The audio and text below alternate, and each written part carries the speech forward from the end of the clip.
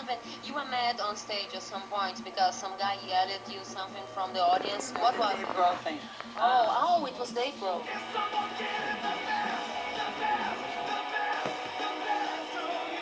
Because last weekend I pretended that Chris and Dave had died in a horrible car crash, plane crash, and I call American Express, and if it's a fan at a bank or whatever, I'll get information. If it's like a mean black lady, I'm not going to get information. Get a subpoena. That's easy.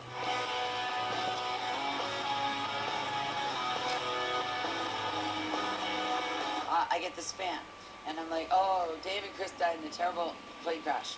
And my own Eric Erlandson from Hull, he's an MBA, he's an accountant. And I said he was on the plane too. And I said, but I had these credit cards, and I had this hunch. I sued Nirvana LLC. Then they moved the assets, so it's just T-shirts. So everyone gets like 1.5 million a year on T-shirts. Now that sounds like a lot of money, but when you split the lawyer's commission, Frances' part, her trust fund lawyers, which she doesn't even know how much they cost, I get a cup of coffee out of that. Dave's dad is a Merrill Lynch, and his mom is a banker. He bought an Aston Martin last week on his Nirvana Inc. card. And then in Bellevue, Washington, Chris bought an $88,000 Lexus. And Kurt's mother's house doesn't have a door. A boiler hasn't worked in 8 years. And black mold. And his sister got kicked out of her house on her 14th forged refi. And lived under the same bridge that Kurt wrote about. Underneath the bridge, toughest on the league. Then I found 22 money market accounts and 8 different pension plans that Frances isn't in.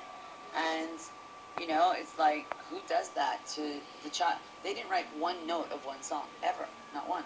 So, I know, and you don't all know that. You know, I mean, when I sued the LLC, public opinion is how I lost. You know, and so it was public opinion, like, okay, I'm the wife, I have the daughter, I have to take care of the mom and the sister and the other sister.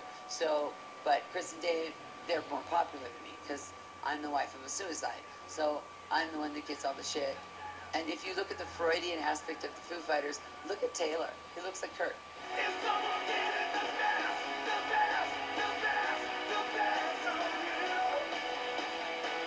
Eu sei que você não entendeu a história.